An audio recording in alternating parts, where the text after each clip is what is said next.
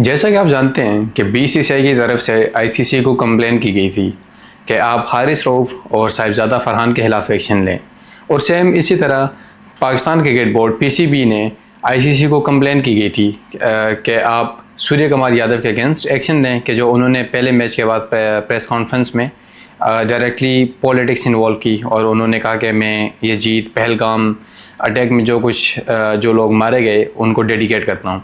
तो दोनों बोर्ड्स ने एक दूसरे के प्लेयर्स पर एक तरह की कंप्लेन की थी आईसीसी को कि आप इस पर एक्शन लें। इस पर आईसीसी ने क्या मौक़िफ़ इख्तियार किया कि आईसीसी ने सूर्य कुमार यादव पर मैच फ़ीस का 30% जुर्माना लगाया, फ़ाइन। और इसके अलावा जो सबसे इंटरेस्टिंग चीज़ है वो हारिस रऊफ और साहिबजादा फरहान के साथ जो डिस्कशन हुई मैच रेफरी की, जो कि आईसीसी के कहने पर की गई थी ताकि एक्शन लिया जाए कि इस पर पाबंदी लगानी है या फ़ाइन देना है या जो भी करना है, वो बड़ी इंटरेस्टिंग है। वो इस तरह इंटरेस्टिंग है कि हारिस रऊफ से मैच रेफरी ने पूछा कि आपने जो ये सिंबल किया है इसका क्या मतलब है।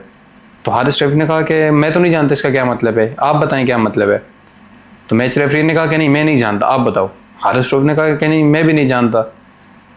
फिर मैच रेफरी ने कहा कि अगर आप जानते नहीं हो तो आपने ये सिंबल इस तरह इशारा क्यों किया। तो उस पर हारिस रऊफ ने एक बड़ी ही दिलचस्प किस्म का जवाब दिया, और मैं भी सुन के बड़ा हैरान हुआ। शॉकिंग आंसर था, और ये शायद हारिस रऊफ को तैयार करके भेजा गया था कि आपने इन सवालों के क्या जवाब देने हैं, क्योंकि बोर्ड में सबको पता होता है कि इस तरह की सिचुएशन में मैच रेफरी क्या सवाल पूछेगा।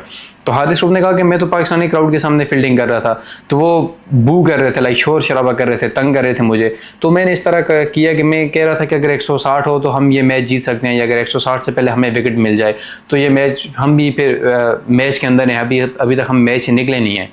तो इस तरह का बहाना किया, अजीब सा था। मैच रेफरी भी स्माइल देगा तो अच्छा, it's okay, we will consider it.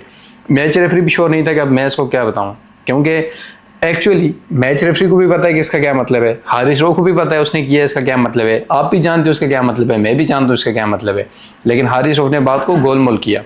और इससे ज़्यादा इंटरेस्टिंग चीज़ साहिबजादा फरहान की है। जब साहिबजादा फरहान से पूछा गया कि आपने ये गन वाली सेलिब्रेशन की, व्हाट वाज दैट, इसका क्या मतलब था, तो साहिबजादा फरहान ने बड़ा ही अजीब सा जवाब दिया कि जी मैं केपीके से हूँ। केपीके अगर जो आप नहीं जानते वो खैबर पख्तूनख्वा, ये पाकिस्तान में पठान जहाँ पे रहते हैं ये वो इलाका है। तो वहाँ पे कहते हैं कि मैं केपीके से हूँ, और हमारा कल्चर है कि हम जब भी कोई खुशी होती है तो हम गन्स के साथ सेलिब्रेट करते हैं। और इट इज़ फैक्ट, ये हकीकत है कि पठान कल्चर में शादी हो, कोई खुशी हो, मंगनी हो, गन्स फायरिंग बगैर वो चीज़ कंप्लीट नहीं होती, वो सेलिब्रेशन, वो इवेंट लाइक मुकम्मल नहीं होता, इनकम्प्लीट होता है। और उसने वो अपना बहाना लगाया कि ये it is part of my culture, और तो गन हमारा कल्चर है, मैंने ये सेलिब्रेशन की। और फिर जब मैच रेफरी ने पूछा कि आप पाकिस्तान और इंडिया जैसे मैच में ये सेलिब्रेशन करना मुनासिब नहीं था, आपने नहीं करनी थी, तो साहिबजादा फरहान ने बड़ा एक दिलचस्प जवाब दिया कि I am not the first to do this celebration, कि मैं ये पहला नहीं हूँ कि जो ये सेलिब्रेशन करता हूँ। मुझसे पहले MS धोनी कर चुके हैं, कुमार संगकारा कर चुके हैं, विराट कोहली कर चुके हैं,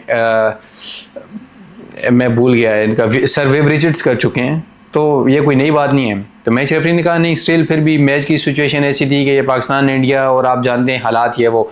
तो साहिबजादा फरहान ने कहा कि मेरा पॉलिटिक्स से कोई ताल्लुक नहीं है, Pakistan India match was just a simple game for me. अगर MS धोनी क्रिकेट मैच के अंदर सेलिब्रेशन कर सकता है जो एक इंटरनेशनल मैच के अंदर, तो मैं भी एक इंटरनेशनल मैच खेल रहा था, इसमें कोई फ़र्क नहीं है। अगर MS धोनी को अलाउ था तो मुझे भी अलाउ है।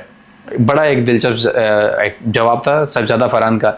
तो इसके साथ मैं अपनी वीडियो मुकम्मल करता हूँ। अगर आपका कोई सवाल हो, कुछ भी आप कहना चाहते हो, आप कमेंट कर सकते हैं, और आप अपनी राय दें, क्योंकि मैं अभी यूट्यूब पर नया हूँ, और ऑब्वियसली मैं जानता हूँ कि मेरे पास कोई प्रोफेशनल सेटअप नहीं है, बड़ी कमी है बहुत कुछ। लेकिन आप अपनी राय दे सकते हैं कि मुझे क्या इम्प्रूव करना चाहिए, मुझे स्लो बोलना चाहिए, तेज़ बोलना चाहिए, वॉल्यूम अप डाउन, लाइटनिंग का बता सकते हैं आप, बैकग्राउंड का बता सकते हैं। और मैं मोस्टली कोशिश करता हूँ कि मैं बीच में फ़ोटोज़ या इस तरह की चीज़ें ऐड ना करूँ, कि मैं टू द पॉइंट अपने ऑडियंस से बात कर रहा हूँ, आपसे बात कर रहा हूँ, तो आप ऐसा लगे कि मैं आपसे ही बोल रहा हूँ और आप मुझे देख रहे हो। मैं बीच में क्रिकेट के फ़ोटोज़ और वीडियोज़ ये वो अटैच करना नहीं चाहता। लेकिन फिर भी अगर आप चाहते हो तो आप अपनी राय ज़रूर दीजिएगा। ख्याल रखिएगा अपना।